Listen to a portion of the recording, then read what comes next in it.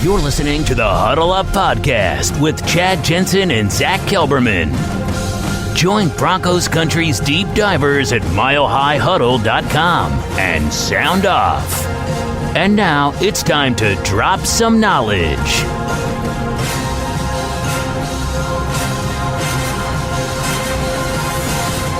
Okay, we're live. We'll let the stream breathe just for a few seconds. Make sure everybody's up to speed. Make sure the stream's nice and stable. Welcome in, everybody, to the Huddle Up Podcast, presented, as always, by Mile High Huddle, powered by Overtime Media. I'm your host, Chad Jensen, and with me, as always, is my partner in crime and fellow football priest. You know him, you love him. He is Zack Kelberman. Zack, I hope you had a nice, enjoyable, relaxing weekend and are ready to dive feet first into what is really the beginning of Bronco training camp this week. I've been trying to stay under the air conditioning, Chad. It is so freaking hot outside. I'm not a type of guy that likes summer. Fall and winter are my favorite seasons. I've never been a summer kind of guy, so I'm just trying to stay cool, stay socially responsible when it comes to the CV and all that, and just kind of bide my time, Chad, until training camp. I am so happy there's forward momentum. I'm so happy the NFL and the NFLPA finally came to terms. Reporting is Tuesday. We don't have a preseason, but at least it's forward momentum, and we're going into football season. I could not be happier. The rookies, the quarterbacks, and the rehabbing players reported for their testing on Thursday, 3 days quarantine. Then they come back today, Sunday, to get their second test. If that's clean, they can walk through the doors of UC Health Training Center tomorrow. They'll be tested every day from here on out, wearing a mask, but they can begin training camp. So in other words, for the first time since he was hired to be the offensive coordinator and since he was hired to be the quarterback's coach, Pat Shurmur and Mike Shula will be able to actually get hands-on Drew Lock starting tomorrow. Now, there are a few weeks out. We're going to get to some of this stuff, some of the nuance of what's the new amendments to the CBA are, and we're not going to get too boring on lawyer stuff or anything like that, but we're going to talk about some of the key things, what it means. But, Zach, football's starting up, and we've all been patient. We've all been long-suffering, and it's coming back, baby. Every offseason, Chad, this stretch right here from mid-June till late July until training camp, it's always tough. But this offseason has been a test of all our patience, of our understanding of what's going on around the world, and I cannot wait for that first whistle of the regular season. I cannot wait to see Broncos quotes come out, Broncos news come out, Broncos practices, and then the Broncos game in September. I am so freaking ready for it. All right, so we've got to, before we dive into the main meat and potatoes of tonight's show, really quick, I want to welcome in everybody who's hanging out in the room. We got Kenneth. We have got Kevin. We've got Terry. What's good, my brother? What's up, guys? We got Christy, the queen of MHH, is in the hizzy. Hope everything's going well for you. We got Glenn, Matt, Buana Beast with us, of course, Biggie. And the one person I want to kind of single out here is a cat that goes by the name of Duke Boynton, this cat right here. Because I was on a little mini vacation this past weekend when I went to visit my in-laws. And when I returned, there was a package on my doorstep. And when we first pulled up, both of us just figured, something we ordered off Amazon showed up. We don't even know. Well, we get in the house, we're unpacking, we're getting everything back. And she opens it and she starts pulling out these very unique items, which I'm going to display to you all here in just a second. And she goes, where'd you order this? Is this off eBay? And I'm like, no. Who's it from? And she read the name, Duke Boynton. And I go, oh, yeah, that's Huddle Up Podcast listener. That's MHH community member. And first thing she said to me was, you gave them our address? I'm just kidding. She didn't say it. But I want to show you guys and thank Duke personally, both Zach and I, because he included some gifts to both of us. But the first thing I want to show you guys real quick, this will just be brief because it's worth showing you guys, is he included a very nice, well-written, personal little letter. But he sent this watch that he's giving to me. I don't know how well I can get it with the glare. But it's a really cool little Bronco watch. But here's what's cooler, okay? Little keepsake memento.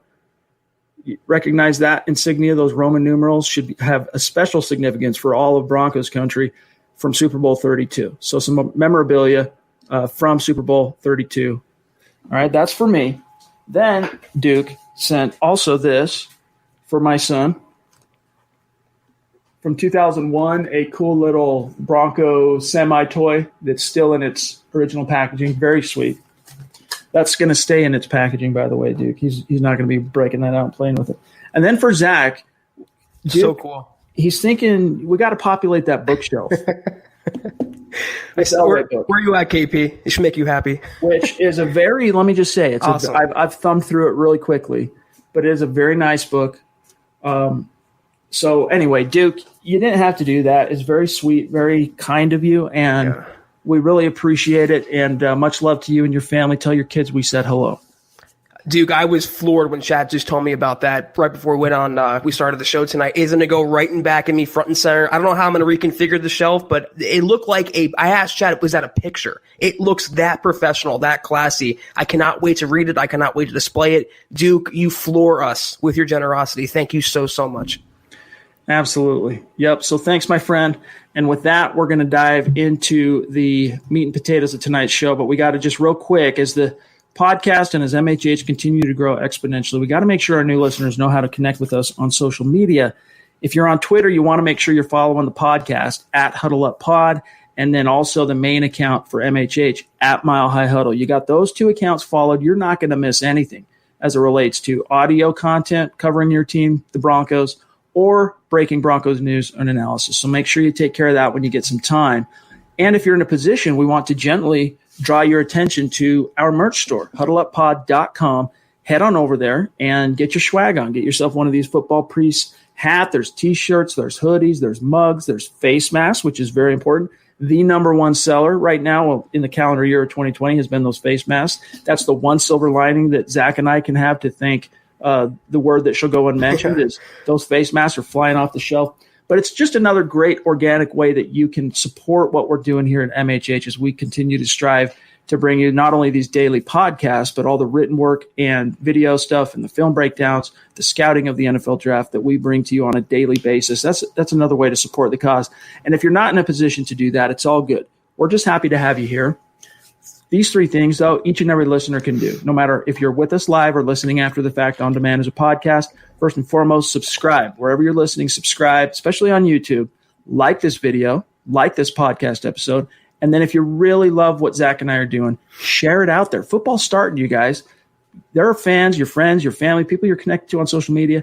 They will appreciate seeing this stuff, being exposed to these podcasts that are the whole point is to not just entertain, but inform them what's happening with their team on a daily basis. So those three things, take a look at it. We really appreciate it. This is the Overtime Podcast Network. All right, Zach. So we're going to give away a little swag tonight because this will be the third week in a row. We want to make it kind of a Sunday night thing. We'll see. We might do it more than one night a week, but we want to give away some swag. So that's just a fair warning to everybody. Here in just a few minutes when we give the word, Buona Beast is going to pull a name from the random generator widget that he found on the internet. If you're in the live stream and you have made a comment or a super chat, you are getting entered into the raffle. So stay tuned for that. But first thing, Zach, is I want to run through this article from Kliss, and credit to Kliss. He did a good job of encapsulating basically the new amendments that have been made to the CBA, and then also some of the changes, how it affects the Broncos, et cetera, heading into really this week, which, as we talked about, is the beginning of Broncos camp. And he was given access to a memo that was sent out, NFL sent to all 32 teams. And I'm going to quote here just for a minute. The Broncos may be cutting 10 players before veterans report for COVID-19 testing on Tuesday. 9 News obtained a memo the NFL sent to its 32 teams that contains several amendments to how training camp will be conducted with the word that shall go unmentioned, safeguards, CV safeguards. To help free up social distancing, all teams are required to cut their roster from 90 players to 80, either by Tuesday, that's day after tomorrow, when the veterans report for CV testing, or August 16th, which is the day before full padded practices will begin. Remember, we talked about there's going to be 18 days of calisthenics and, getting back into shape, basically easing them into the contact and the explosion and the running fast and all that stuff, conditioning. Waiting until August 16th to reduce the roster would mean the Broncos would, if that's what they choose to do, instead of releasing 10 guys on Tuesday, if they choose to wait till 16th, they'll have to split the 90-man roster into two groups. and those two groups cannot be at the team's camp facility at the same time. I don't really understand that, to be honest with you. Yeah, but too convoluted. Very convoluted. A few more things I want to quote here. One group would consist of rookies, first-year players, veteran players rehabbing injuries, and some quarterbacks. So basically the group that showed up Thursday and has gone through the testing and all that that's going to show up tomorrow morning, that group would be separated from the other group, which would consist of the veterans and some quarterbacks. In other words, they need to have at least one quarterback in each group so that they can, run the offense and all that stuff. Broncos GM John Elway and head coach Vic Fangio, I'm still quoting Clis, are expected to decide on the roster trim option no later than Monday morning. It makes sense to make the roster cuts Tuesday because splitting up a team into two groups would seem unwieldy, with players like receivers Jerry Jeudy and KJ Hamler in the rookie group and a receiver like Cortland Sutton and tight ends Noah Fant, Nick Bennett in the other group.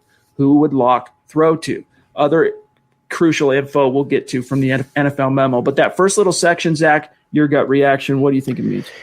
Oh, I don't think the Broncos are going to wait until the 16th. A lot of teams today, Chad, released batches of players to get to that 80-man roster limit. I don't think the Broncos are going to split their squad up by the 16th. I agree with what Clis is saying. I think you're going to see in the next couple of days some of these roster moves come out. A lot of the bottom of the barrel kind of guys, players that are no longer needed, that never really had a chance. It's unfortunate, no preseason this year. They're not going to even get a chance to be at training camp, to be at practices, but it's a unique year. It's an unprecedented kind of year, and that comes with uncharted decision making. One guy, though, I might get into it as the episode goes on, who I don't think the Broncos will cut just yet, is Riley Neal, the quarterback they picked up. Because I think, he has a shot to beat out Brett Rippon for the third quarterback spot. They're not really sold or in love with Brett Rippon, and I think that he'll at least one guy of the bottom of the barrel, it'll be Riley Neal, to be taken along for the ride up until the regular season.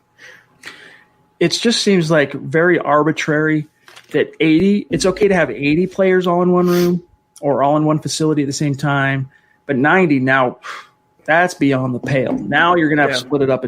To me, it's more just, for lack of a better term, I'll say virus signaling instead of virtue signaling. It's like, are you really solving any problems? Okay.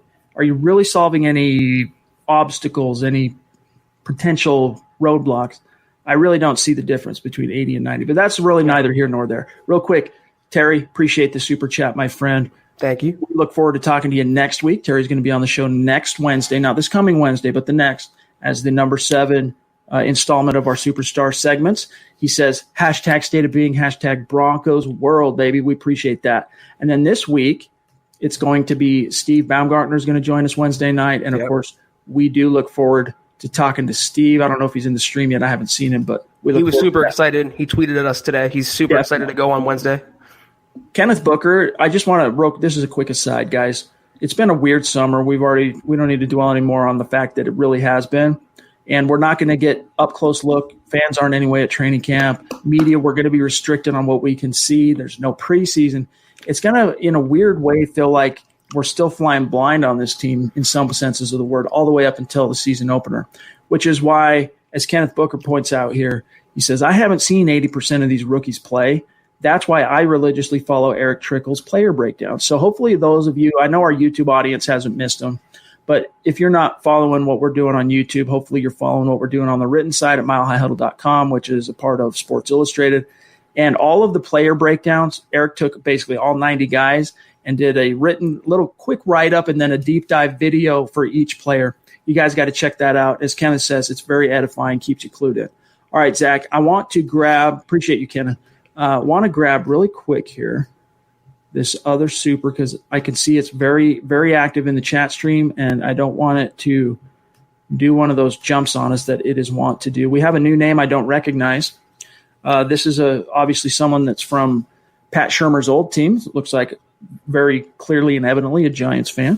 Cruzan26 showing some love on Super Chat. Appreciate you. And he says, Pat Shurmur is a very good offensive coordinator, a good hire. Similarly, Zach, to Wade Phillips, might be a crummy head coach, but he is a very well-respected, well-regarded coordinator. Yeah, like the Marty Schottenheimer and Norv Turners. There's so many examples out there of horrible head coaches, but just great coordinators. And I think Pat Shurmur was a good hire. I didn't like the Scangarello firing. I thought it was a little knee-jerk, but who they got to replace Scangarello, a venerable coach, a well-respected coach, a quarterback guru, a guy who knows how to call plays and maximize his players' potential. I've really come around to the Shurmur hire. And then you pair that with Shula as the quarterback's coach. It's hard not to like what the Broncos are doing on offense. And if you're a Giants fan, we see that you're coming in peace and welcome, and we hope you keep up with the Broncos this year just to at least follow Shurmur and his progress with Drew Lock. Leroy's joining us. We got to shout out our Facebook audience. He says, "What's up, guys? Working overtime once again, trying to keep up with you guys. Denver Broncos for life." Appreciate that, Leroy. I'm still waiting for that selfie, dog. I still haven't gotten that selfie from the swag that you picked up. We appreciate you, brother. Okay, real quick, I want to go back to this Kliss article, then we'll get back to the chat stream just for a minute here. Other information that was worth reporting that came from that NFL memo that Kliss was privy to. Quote, all 4 of the Broncos preseason games that were going to be telecast on Channel 20 have officially been canceled. Now, for those lamenting the fact that the preseason is completely been kiboshed, I want to draw your attention to something that a milehighhuddle.com reader and member posted on the community section today. And this is why the community section at milehighhuddle.com is just phenomenal. I love it. Is people pick up different things from around the web. They think it's pertinent, that the community would like it, that the staff would like it. They share it in the community. And Broncos Seer, if you're listening, appreciate you bringing this to our attention. But this is a quote from Kyle Shanahan, Zach, from the San Francisco Chronicle. Quote, he says, the lack of preseason games does help a lot, because usually you got to put in those travel days. I don't care so much about the game, meaning the preseason game, but you miss practice the day before because of the travel. Practice the day of, practice the day after. So knowing that we don't have those games, even if we have less days, I think we might actually be able to make it up because we don't have to travel to games. So we might be able to get the same amount of work in, close quote. What's your reaction to the way Shanahan's viewing this thing? I think he's kind of reaching for a silver lining. Obviously, the travel or lack of travel does help the coaches, but you want to see what these players can do, not just in a real live game situation, but against another team, not against their own players. And maybe there's a happy medium. Maybe games aren't necessary because the result doesn't matter. Maybe we can just do intra-squad scrimmages. We can do scrimmages between teams and get some competitive action going. I understand what he's saying, and he knows way more than I do, but I just think he's trying to find something positive to look at with no preseason to speak of. It's a great evaluation period, and Shanahan is one of the best evaluators in the entire NFL. So I can't think he's totally happy with having less evaluation period before cutdowns. This is the Overtime Podcast Network. Yeah. I mean, the ability to, because we talk about this was something we used quite a bit when Tebow was the quarterback, is, they just have that clutch gene. When the lights go on, they just can flip a switch. Right. And sometimes you don't see that in players until they're put in that situation. There just is a different ambiance, a different vibe. The stakes are different. Despite the fact that the preseason, they're exhibition games, they don't count. They matter drastically to that bottom 15% on the roster. And you see those guys just turn it on and flip that switch. And so I worry that those evaluations that become crucial, like, for example, Terrell Davis is a 6th-round rookie in 1995. Does he make the 53-man roster and go on to become a Bronco Hall of Famer, if not for that one phenomenal tackle he makes in Tokyo in a meaningless preseason game? So in those senses, you worry about what you're missing out on, but this is just such a unique situation. There's really no getting around it. That's what the Players Association demanded. The NFL is keeping its eye on the prize, said, look, we'll sacrifice the 4 games in order to get the full regular season. Real quick, Mundungus jumping in with a very generous super chat. Appreciate you, my friend. He says, struggling a little bit today, guys. I'm so Grandma sorry to hear this. Just had a couple strokes and isn't expected to make it through the week. Oh, man. You guys have always cheered me up no matter what, so I just want to say I love you and go Broncos.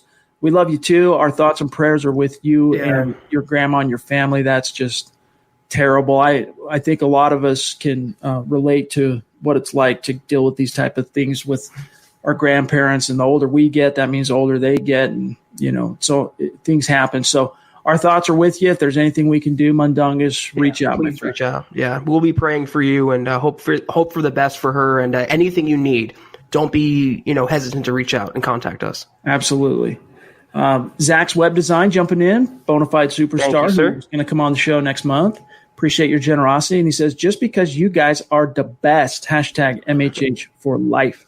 Appreciate that, my friend. Really appreciate that. And we'll be in touch about that other thing we were talking about last week about working up a design. One more, and then we'll get back to it. Gio jumping in. George. Holy smokes. I misread that.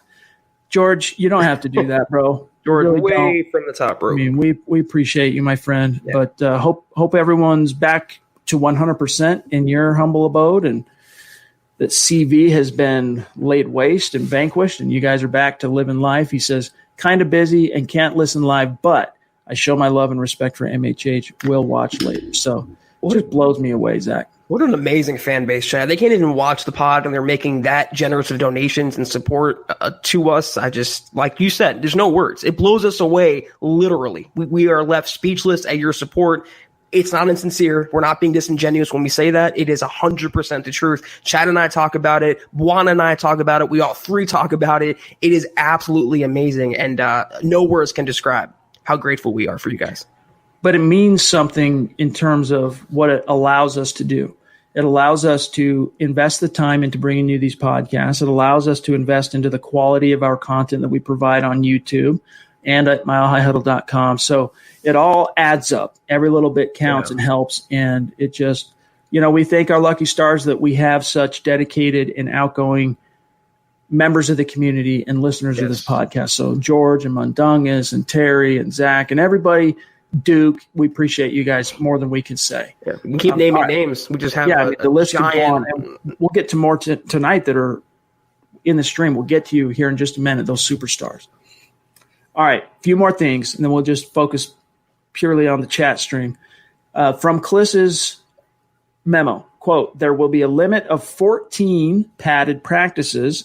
That begins August 17th. The first padded practice can only be 90 minutes in length. From there, each subsequent practice can add 15 minutes until it reaches the 2.5-hour maximum in the fifth padded practice. And this is Kliss. Based on how Coach Vic Fangio conducted training camp last year, Broncos players can expect the 2.5-hour sessions for those final 10 padded practices. Because they open on a Monday night, which is September 14th against the Tennessee Titans in Denver, Bronco players must get at least 7 days off during training camp. Players on teams who open their season on a Thursday, so September 10th, or a Sunday, September 13th, will get 6 days off. So again, Broncos fans have to wait probably the longest of any fans to see their team debut in 2020 because of the Monday Night Football debut.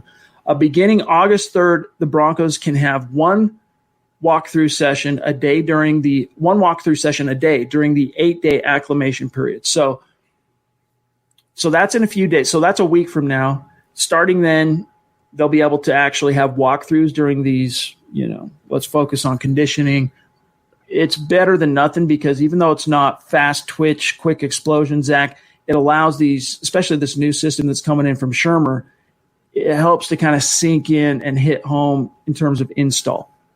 Yeah, maybe I'm alone in this, but I'm still salty that the NFL did away with 2-a-days, Chad. I thought, contact, padded practices and having 2-a-days and allowing the players to just hit each other more often was actually preventing injury. It was actually better for the players. So I understand why the NFL is doing it this offseason, having these certain rules to follow because the players haven't been in their facility all offseason. They're all cold. They're all tight. They're not in football shape yet. And there's a major difference between being in, good shape, as a human being and being in football shape for a football player. And they have to get in football shape now. So 21-day acclimation period, walkthroughs, and they're kind of just ramping up the intensity for practices and leading them into the regular season. That's where preseason, though, Chad, not the result, not the stats for those games, but getting them some live bullet action, some auditions, letting them hit each other, get out in the field, that pays bigger dividends than I think most people realize.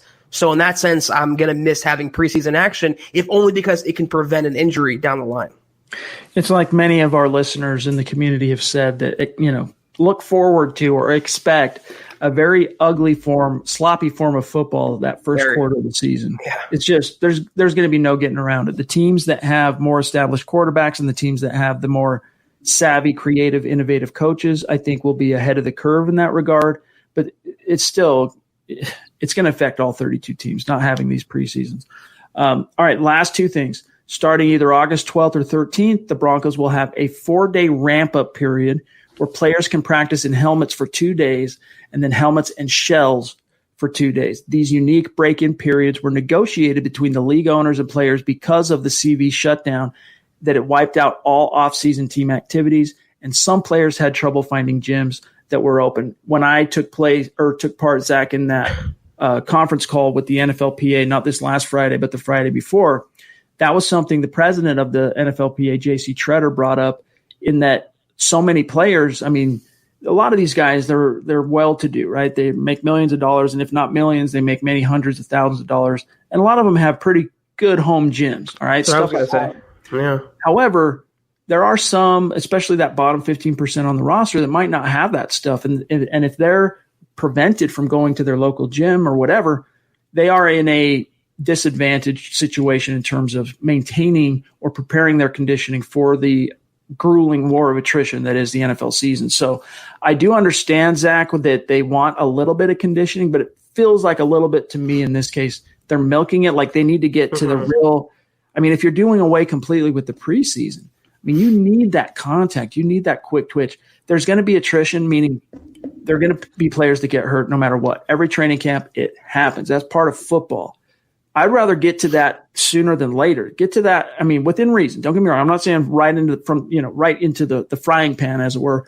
But the sooner you can get to the contact and the closer to the full speed you can get, the sooner that those, the attrition rates will come to the surface, and you can actually start seeing how this roster is going to take shape, who didn't take care of their conditioning, who's probably going to fall by the wayside, whether you had a preseason or not, whether you had a regular training camp or not.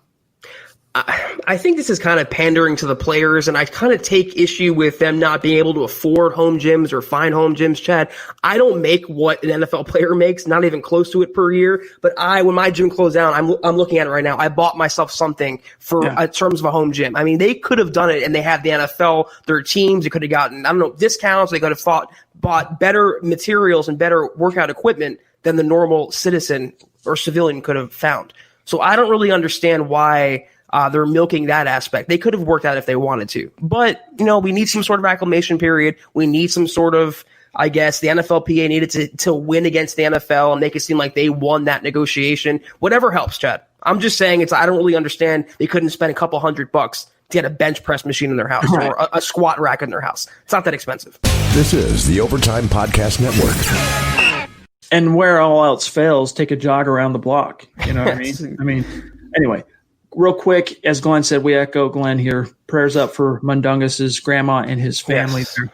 Mark Langley jumping in. And for what it's worth, we have at least one negative Nancy reviewer on Apple Podcasts that doesn't appreciate us yucking it up with Mark here on his Bulls jokes. But to that person, we say, pound sand. This helps bring some levity to our podcast, and we enjoy it. He says, appreciate the super, by the way, Mark. We love you, brother. He says, what's up, my guys? Now, this is speaking to the video he sent me. We talked about it on one of the pods last week. The temperature machine at my job is not for your head. My boss told me, so it's for your butt. Noticing a stench around that area as I rolled my eyes and said, dang you, Bulls, #MHH. There's your comedy for today. Mark, appreciate you, bro. Mark, you never miss, man. You're always spot on. We definitely appreciate you. We got David Kilgore, bona fide Super Chat superstar and big-time member of the community. David, we're putting together the schedule for August and September for our superstar segments. We will be in touch, and we look forward to being able to chat with you, my friend. Yeah. Really appreciate your generosity. Thank you so much, David. Yeah. He says, hey, Chad and Zach, hope you guys had a great weekend. Just wanted to know what you guys think of the free agent moves with Jamal Adams going to the Seahawks and the Chiefs getting the offensive line. Is Denver going to get in the act? Now, Zach, I was unplugged in a way, like literally where I go to visit my in-laws, no internet. It's in the middle of nowhere, and it's a ranch. It's almost like going back to, 1970s because technology is just, I digress. Nevertheless, I know about the Adams deal. What's he talking about with the Chiefs offensive line other than that dude's opting out, the MD opting out, Duvernay, I forget his full name, but what's he talking about? They signed Kelechi. I can't ever pronounce his last name. Kelechi Osemele. Yeah, they signed him to a 1-year, I think, $2 million contract. Great. I don't want to laud the Chiefs. I get a lot of pushback from that if I compliment them, but that is a great pickup. He washed out in New York last year, had some problems with their training staff. They wouldn't give him surgery, whatever happened there. But this guy was a stud with the Raiders. I mean, he was a building block piece of that O-line. And the Chiefs, the rich get richer, Chad. They lose a starting guard. They get a former stud to plug and play and to protect Patrick Mahomes for $2 million. It's great.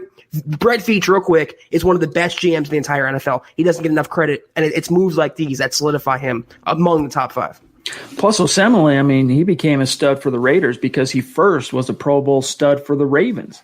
This dude is getting a little bit long in the tooth, but, I mean, if you need to replace a starting interior player, I mean, pickings are slim, but that's a really good option, Osemele. So, and the whole thing with Adams, I mean, to me, in no way, shape, or form can I wrap my head around the absolute king's ransom the Seahawks gave up to the Jets to acquire Jamal Adams. Couple of firsts.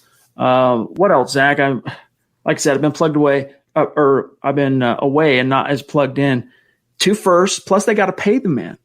Plus the safety. Right. Oh, yeah, and they gave up the starting safety. McDougal, yeah. It's the Jets. The Jets won that trade, and we like to clown on the Jets. We like to say they're this forlorn franchise, but he's a safety. You give up 2 1s for a quarterback and nothing but a quarterback. Jamal Adams isn't a future Hall of Famer. He isn't even arguably the best safety in the entire NFL. Derwin James would draw that package before I would give it for Jamal Adams. He's a good player. He's going to help out that Seattle defense. But if they're looking to recreate the Legion of Boom, even if they do that, what they gave up for Jamal Adams was way too much. The Jets won that trade, and anyone who disagrees, I don't understand how you could say that. Yeah, Seattle is in win now mode. Yeah, they wanted him. They're going all in, but he is not worth what they gave up for him. It's point blank, period. By the way, Buana just reminded me that a 3rd-round pick was also included. Judas Priest. Way too much. Judas Priest. Who are we talking about? The second coming of Ronnie Lott? Right. Did this dude lop off a finger and I missed it? I mean, I honestly don't understand it. I really don't.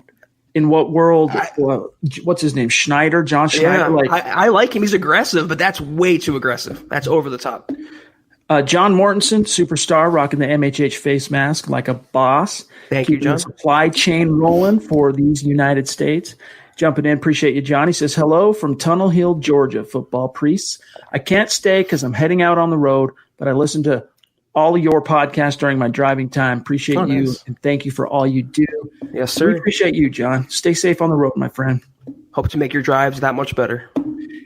And it's no coincidence because we just pulled the first name out that we're giving some swag away to tonight out of the old rando machine. And Derek Green's name was the selection, and he was next up on the list as well. It's a coincidence. I don't normally believe in coincidence, but this was sincerely a coincidence. So, Derek, we appreciate your super chat, my friend. You also have won some swag. So here's what you do. Go to huddleuppod.com, not Huddle Up Podcast, huddleuppod.com.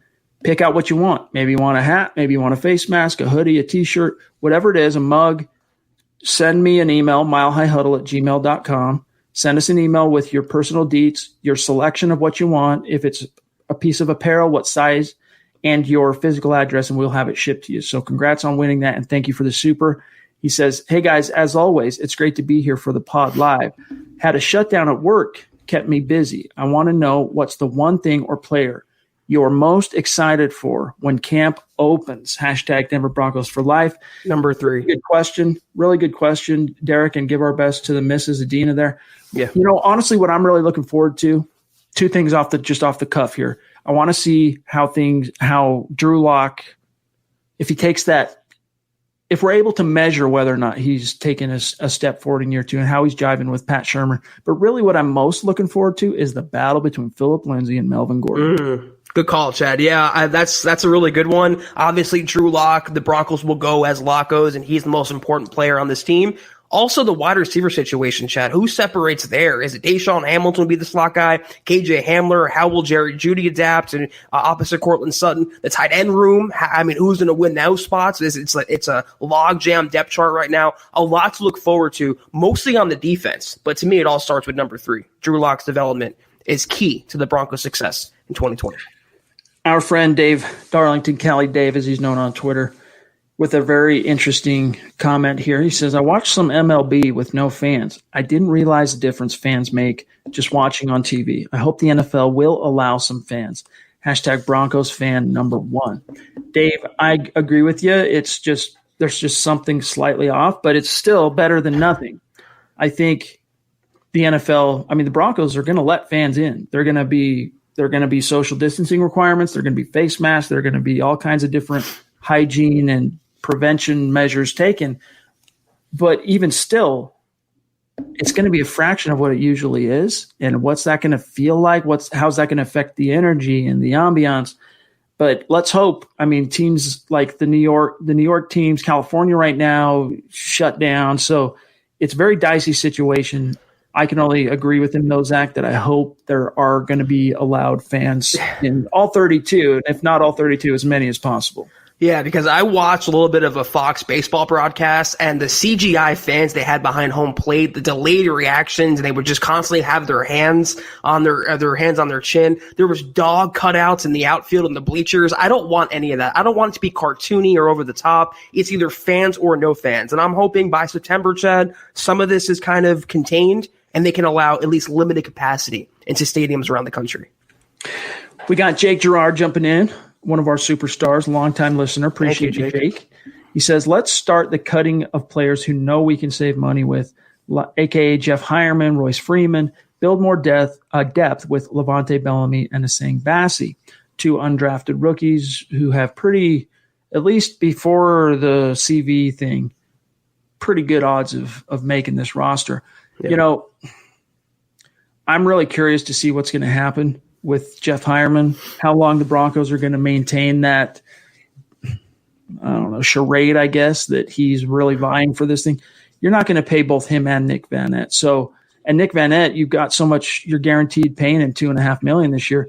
It's a virtual lock to make the roster. Now, it wouldn't be completely outside of plausibility, Zach, if he just completely stunk it up or just got outshined by multiple other tight ends.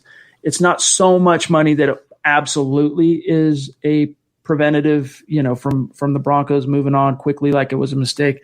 I'm trying to think back to that corner that Elway brought in early on in his front office career. Oh, I just had the name. It'll come back to me.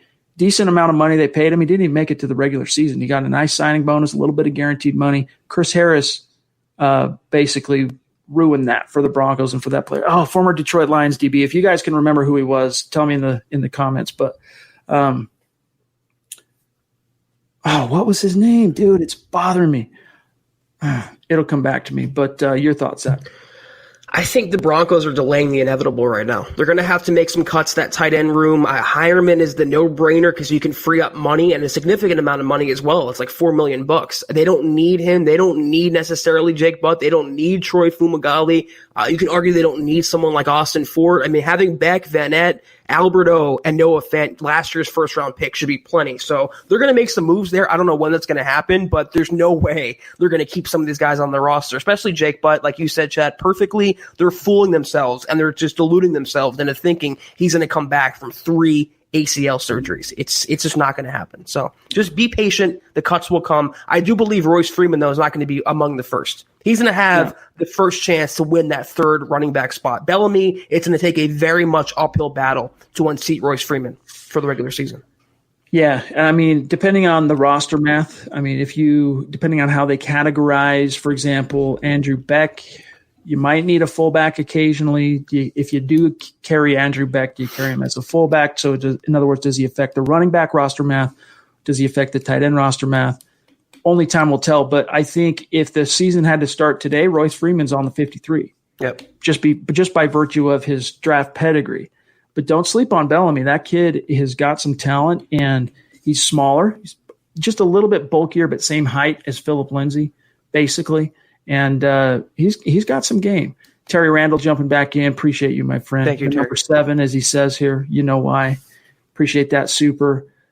Zeus McPeak. Jeez. Condescending from on high. MHH, Mount Rushmore. I see him in the clouds up there. Appreciate you, my friend. And thank you, Stu. Now that I'm back in town, we shall connect. But Stu, more than we can say, man. You just continue to blow us away with just your steadfast support of MHH. How hardcore of a Broncos fan you are. I mean, this guy's command center, his cockpit where he sets up for these pods and where his little man cave office is. It's impressive. Trust. Yeah, that chair with the Broncos logo in the headrest, that's so dope. And Stu, this is why you're Zeus. You've earned your title. Your reputation always precedes you on these podcasts. Thank you isn't enough for what you do for us, but all we can say is we appreciate it so much. You are the man, and let's talk tomorrow. I'll have a wide open date tomorrow, so I'll text you and see what your schedule is, and we'll hook up. Chris jumping in, Hernandez. Bonafide superstar. Appreciate you so much. Extremely generous super chat. Thank you, Chris, my friend. He says, Devonte Bosby impressed me quickly during the few games he played in last year. Do you think he can produce for the team this year? Hashtag cornerback room making me nervous. Hashtag click those little thumbs up. Yes, smash the thumbs up wherever you're watching. Really appreciate it. Look, Devonte Bosby led the short-lived Alliance of American Football in interceptions, although, to be fair, he was tied with another player. 4 interceptions, though. And then he comes in and plays quite well, quickly leapfrogs a few guys on the depth chart. He eventually unseats Isaac Yiadom as the third corner onto the field week 3 against Green Bay. He comes in, and he jumped out to me then. I mean, we saw him in the preseason, but his instincts and ability to break on the ball, can't teach him. Phenomenal. I mean, he broke up. Aaron Rodgers was, for the most part, kind of moving the ball at will against the Broncos that day, but Bosby broke up 2 third-down passes that Aaron Rodgers could not connect on. And then the next week, he looked good again against Jacksonville, and then it was the following week that he suffered that gnarly neck injury. So I am in agreement with Chris in terms of being impressed by Bosby's very small sample size last year. I think it comes down the number 2 boundary corner. So in base defense, the 2 corners are going to be A.J. Bouye and Bryce Callahan, if the injury gods will it with Bryce Callahan. But when they go into sub-package, which is going to be often, it's basically going to be about 80% of the time, Callahan's going to kick inside to the slot. Who that other outside boundary corner is, Zach, I think it's really going to come down to Devonte Bosby or the rookie third-rounder Michael Ojemudia. I think Bosby's going to get that, Chad. And in terms of his technique last year, you compare that to someone like Isaac Yiadom, who doesn't even recognize the balls in the air, can't even get his head around. Bosby was just a ready-made contributor for a Vic Fangio defense. I'm a huge fan of his, and I think he will start opposite A.J. Bouye on the boundary. And you know, Michael O, I'm not that high in him. He's going to have to really earn his title as a starting cornerback. Maybe if there was a preseason, he could climb up the depth chart, but Bosby has experience in this defense. He's a natural playmaker with instincts that you cannot teach, and Yiadom is a perfect example of that. So it will be Bosby and Bouye along the boundary, and hopefully Bryce Callahan in the slot. Okay, the chat stream did a jump on us where we can't display this super chat with the profile pic in all its glory like we want to be able to do. So I'm going to engineer it reverse style, the old-fashioned way, do a quick copy-paste because we got to answer this question from one of our consistent bona fide superstars, Mike Evans. Oh, thank you. Thank you. Buana was on top of it. Thank you. Jumping in, very generous super chat. Thank you, Mike. By the way, dude, I'm still waiting for your response to my last email. I need that selfie, my friend. He says, do you think we'll hold on to a few corners a bit longer in camp to determine who is the best fit? I do. I think that's one of the positions they're going to wait till towards the end to really make any lasting decisions on, Zach, just because, you know, you get through the top 3 or 4 guys, you get past Bouye, you get past Callahan and Ojemudia, all 3 of which are guaranteed a roster spot. And Bosby's just on the edge of that where he's virtually a lock.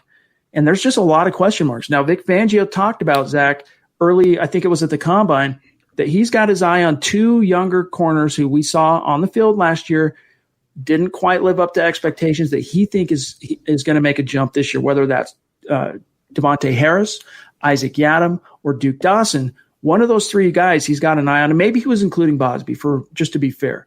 But yeah, I do think they're going to drag their feet a little bit before they make some lasting corner decisions. I think one of the three guys you named is going to be moved to safety, either Duke Dawson or Isaac Yiadom, so it's not going to even matter in the end. But yeah, this is one of the reasons why Chad and I called for the Broncos continuously to sign someone like Prince Amukamara just to shore up that secondary, so you're not hoping and waiting and praying that someone steps up. Boye is not the same player he once was. Yiadom, we all know, like the comment you just flashed at, he's terrible. Bryce Callahan's coming off an injury. Michael Lowe is not very experienced yet, obviously. It's a very patchwork kind of group, some of their all parts kind of group, and they have to stand out. I believe by the end of the summer, though, I think Chad also believes this, that Bosby will make the final roster as a number 4, number 5 cornerback. So they have to let it play out. Obviously, no preseason games. It's, again, where it hurts them for evaluation purposes, but there's a reason why they picked him up, Bosby, as an undrafted free agent, and we all know the Broncos' history, especially at cornerback, in the 8th round. So I think he'll step up and take someone's spot, either Yiadom or Duke Dawson. Absolutely. Kenneth, he's asked this a few times, so I'm going to answer him here. He says, what was everyone's first Bronco game you attended live? I went to Broncos Raiders. Rookie Brian Griese's forced overtime, and Elam hit a 53-yard field goal and got the win. Very cool. The first game I was taken to as a kid was Broncos Cardinals. I want to say it was 95 season, if I'm not mistaken, but it's been a long time, my friend, a long time. But there you go. There's your answer. We got J-Bone jumping in, Zach. Justin Statler showing some love on Super Chat. Appreciate you, my friend. And I took the words out of his mouth. He's saying, just showing the love I can. Moving is expensive. Oh, man. I hate moving. You know, one thing my wife likes to do, it's to, I don't know, keep her busy. Like some people like to go shopping. My wife, what she likes to do is look at property. I'm not Mr. Moneybags over here, but she likes to look at different places to move to and things like that, fixer-uppers and things.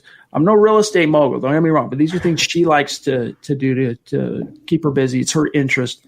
Could be worse. And she's like, when she spitballs these ideas to move here and there, like it all sounds good, but to me, the idea of moving again, just to move, I hate it so bad. Like I almost would rather just put me 6 feet under the earth. That's how badly I hate packing, moving, the whole 9 yards. And I get the exciting part of where you end up. It's something new and all that.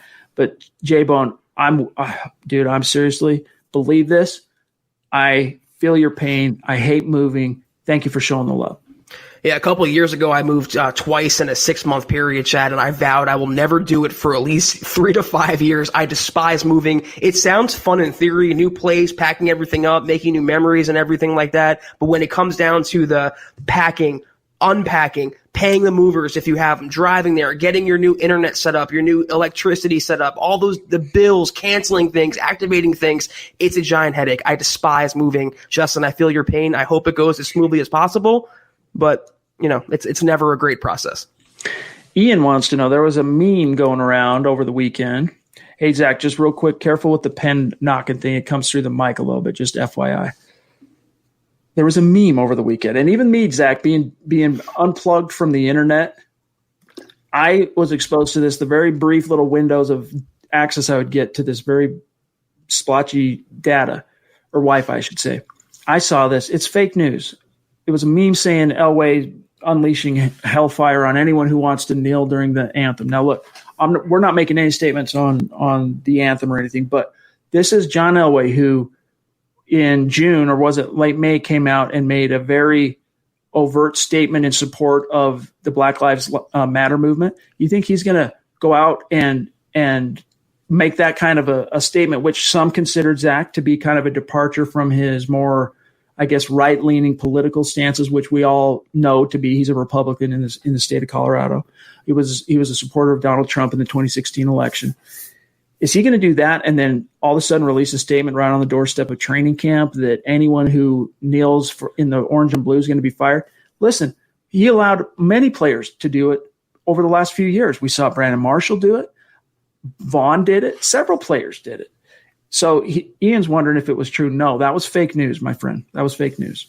He couldn't even do it if he wanted to. He would be castigated through the media and through the public. Drew Brees got ripped to shreds for supporting the American flag. And taking my beliefs out of this, my political beliefs and Elway's political beliefs, this kind of year, Chad, with the movements going on, the social protests going on, there is no way he's going to go against the grain, even if he wants to. He would keep that to himself for sure. It was fake news. But just look at the fact that even if he didn't make that statement in support of the BLM movement, just look at the fact that he allowed multiple players to do it in years past, post Kaepernick starting it as a movement, I guess you can call it. So yeah, that was fake news. Terry jumping back in, showing some love for our boy. He says, Locke, appreciate you, my friend. Thank you, Terry. We're looking forward to seeing you next week. It's going to be a gas. Ron Dub jumping in, showing some love on the super chat. Appreciate you as always, my friend. I'm guessing he's got a really good question. His questions are always insightful and good. He says, hey, guys, besides secondary and tackle depth, what is the next team weakness? I say special teams. If that doesn't improve, I see Tom McMahon, the coordinator, losing his job next year. Ron, I would agree with you that if the special teams does not show marked improvement this year, Tom McMahon is probably going to find himself on the outside looking in job-wise in January. I don't know that I would necessarily agree that that's the next biggest weakness because McManus is I've been quite critical of McManus over the last couple of years, but he's in no way the worst kicker. He's a top 15 kicker, I think, in the NFL. Punter, they just paid some money to bring in Sam Martin from Detroit. We'll see if that bears fruit. At returner is where it's a problem. Returner and covering kicks and punts. I think the first two are more of a direct reflection on McMahon. The other one being, as far as the return game goes, it's going to come down to Spencer, Deontay Spencer, KJ Hamler, and the rookie 7th rounder, don't sleep on him, Tyree Cleveland to go along with Kelvin McKnight, one of last year's college free agents, and Trinity Benson, who's also been on the practice squad and is a futures guy. So I'm not sure. It's fun to I take the opportunity to talk a little special teams like I just did, Zach, but what do you think is the next weakness beyond corner and tackle or secondary and tackle depth? I agree special teams is a weakness, and I think McMahon should have lost his job this year, but that's another story. Inside linebacker to me, Chad, jumps out because if Surnad does not take that leap, if he gets injured, they don't really have another young up-and-coming prospect behind Todd Davis. And I don't want to suffer through an entire full 16-game season again of Todd Davis getting burnt in pass coverage. I think Surnad will work out well, but he's kind of a gamble. I mean, he has some development to do, got to stay healthy, got to learn the NFL game. Justin Hollins is not an inside linebacker. Malik Reed's not an inside linebacker. So the Broncos roster is pretty well stacked at certain spots. Inside linebacker to me kind of stands out though after tackle. It's tackle and cornerback, and then way down here is inside linebacker. I agree. That would be my first thing is they gotta Alexander Johnson, I do believe he's the truth, and I give him a lot more credit, I think, than some of our colleagues at MHH in terms of, he's not going to be Levante David as a, pass defending linebacker off the ball. But I think he was not as exposed in that department as Todd Davis was last year. So it's beyond those two, man. They're just lacking the twitchy depth. And as you said, maybe Justin Sternad ends up being that guy. Only time will tell. Terry jumping in. He's trying to create, I think, a new hashtag. Pound sand, baby. Appreciate you, Terry, as always, my friend. Yep. Cobra Commander, appreciate you stopping in with us, my friend. Good to see you. Mile high salute to you. All right, let's see where we at. We're at 52 minutes. I got to keep this one really close to the 1 hour mark because I literally rushed home from being away so that we could get back in time to do this podcast. And then I got a lot of work to do to get ready for the week and unpack and do laundry and all that stuff and whatnot. So we'll whatever we miss out on tonight, we'll make it up to you tomorrow. We'll have plenty of time to kind of let our hair down on tomorrow's podcast and preview even more in depth some training camp storylines. Terry jumping back in again. He says, "For the love of my Broncos country, sisters and brothers, very generous. Appreciate you, bro. We'll be seeing you soon. It's going to be a gas." Okay, let me see here really quick. And by the way, tomorrow. So over the weekend, I published an article, the 10 position battles to watch that I think have the biggest implications on which direction the Broncos 2020 season goes. Zach, I want to get your thoughts on that and go through those position battles tomorrow night as kind of a preview for camp getting started. The veterans will report the very next day. So we'll get to some real deep dive content then. Albert Knoppers on Facebook jumping in. Appreciate you, Albert. Also one of our superstars. He watches on YouTube, watches on Facebook, a little bit of both places. He says, do you think Derek Wolfe will be missed either on the field or in the locker room? I do. Zach and I don't quite share a brain on Derek Wolfe. I think Derek Wolfe was vastly underrated by Vic Fangio. Like, I am surprised Vic Fangio, with how well he played, 7 sacks in 12 games, wasn't more ardent to the front office to, hey, give me this guy back on a couple-year deal. Like, let's see if we can make some chicken salad, to use one of Zach's phrases, because he proved to be a phenomenal fit. And even if he wasn't, in terms of what he meant in that locker room, I think he will be missed. But Jarrell Casey is pretty solid upgrade. As much as I love Derek Wolfe as a player, I loved covering him. I just love what he represents, the way he conducts himself. Zach, I can't deny Jarrell Casey's an upgrade.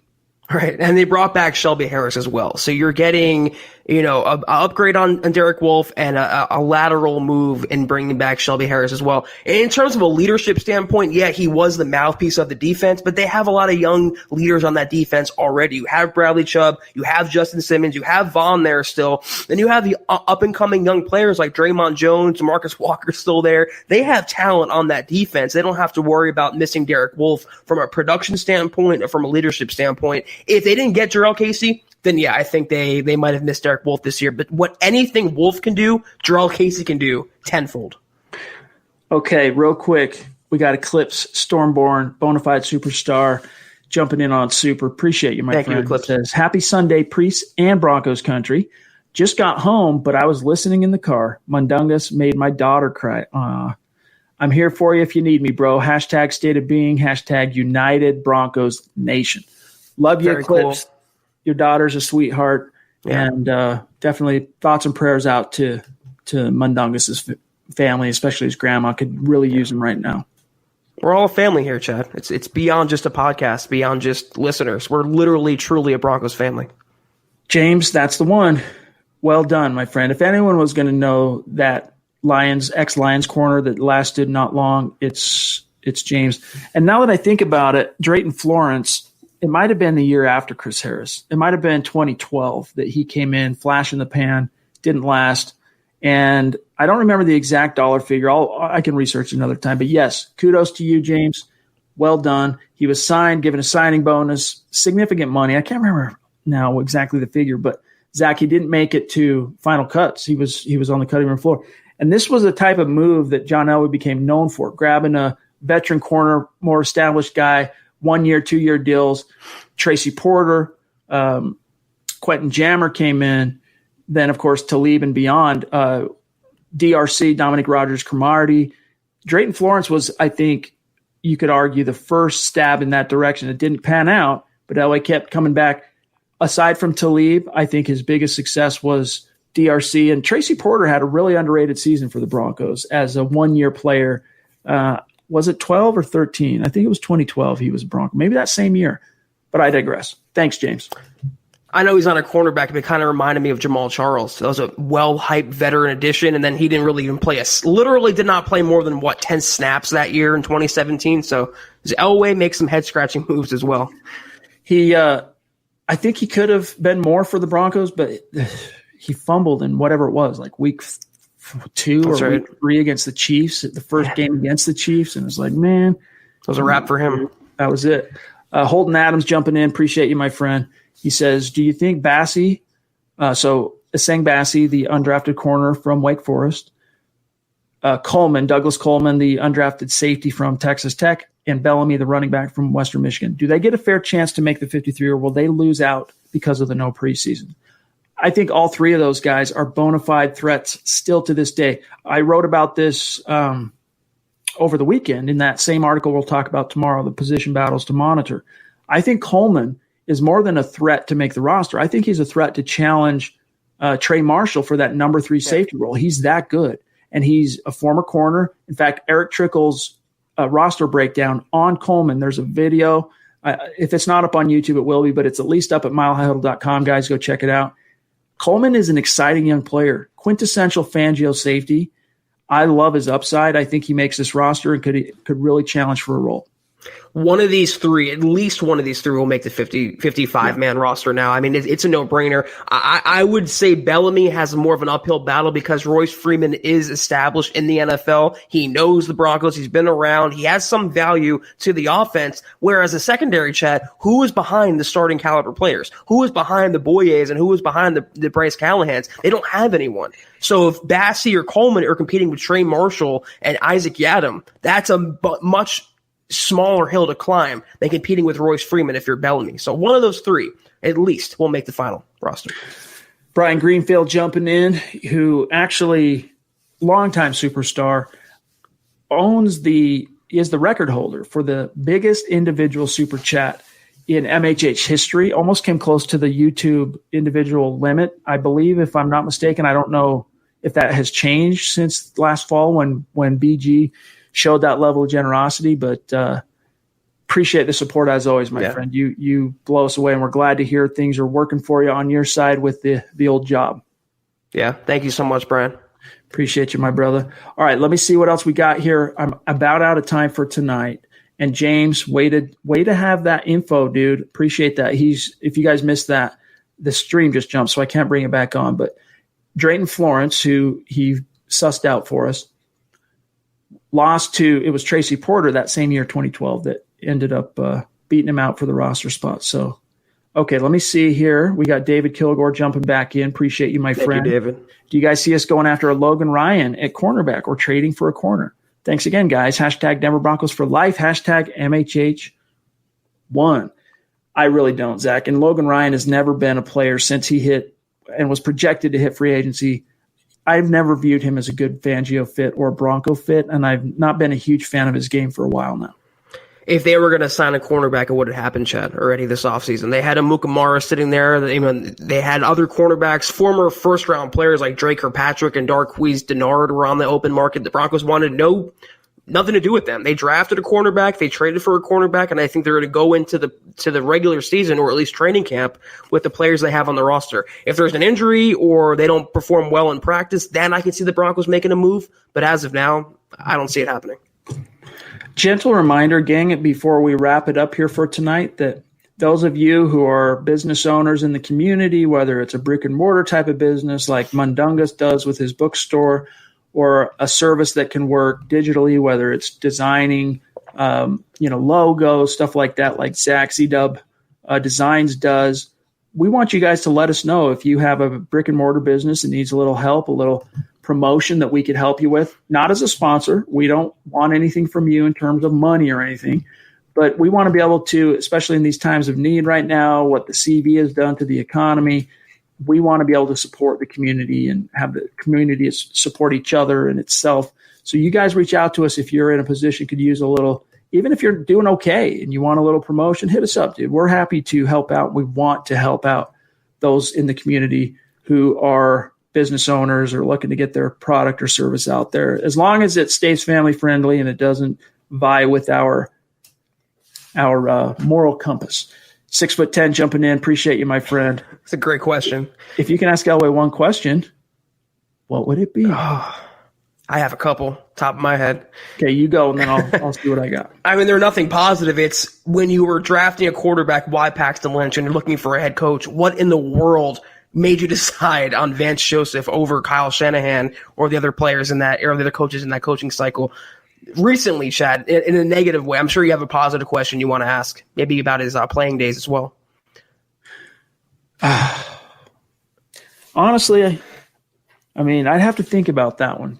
I'd really have to think about it. I can think of a bunch of things off the top of my head in terms of head-scratching decisions. I would honestly want to know – I honestly would want to know how close Chad Kelly really was to unseating Case Keenum. Close. But that's not the number one question I'd have for him, though. But I would want to find that out if I possibly could. But that's something I'll give some thought to, 6'10". And by the way, check out his podcast, Broncos Talk. He's trying to get it out there to people. Check it out. Up and comer. Maybe also, real quick, Chad, how long will you see yourself staying the Broncos general manager? How long will you hang around? Is retirement an option? Something like that. Yeah, are you envisioning your role as an executive, as the top football executive beyond 2021? Mm-hmm. Very interesting to find out. All right, guys, we got to get out of here for tonight. Thanks to each and every one of you for joining us.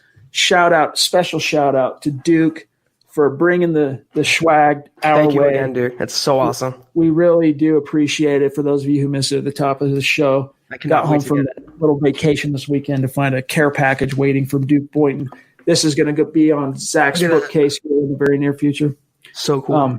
Shout out. Thanks. Appreciate you, Duke. And thanks to each and every one of you for joining us. And it's a mile high salute to our extremely generous and outgoing Super Chat superstars. We love you guys.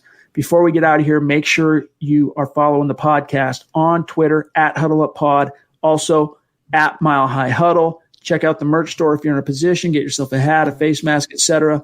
And then, Zach, tomorrow, the Broncos, quarterbacks, rookies, and rehabbing players will, if they pass their second CV test, are going to be walking through the building and getting started with training camp. So it's going to be fun to see what tomorrow presents us by way of storylines, quotes, whatever it might be. And we have training camp starting this week, Chad, in full force. I'm so happy. There's a football normality taking place this week. A lot to talk about. Another great week of podcasting coming up. Looking forward to it. All right, guys. We love you. We'll be back tomorrow night, 6 p.m. Mountain, 8 p.m. Eastern. See you then. For Zack Kelberman, for John in the booth helping us out as always, I'm Chad Jensen. We'll see you then. You've been listening to the Huddle Up Podcast. Join Broncos Country's deep divers at milehighhuddle.com to keep the conversation going.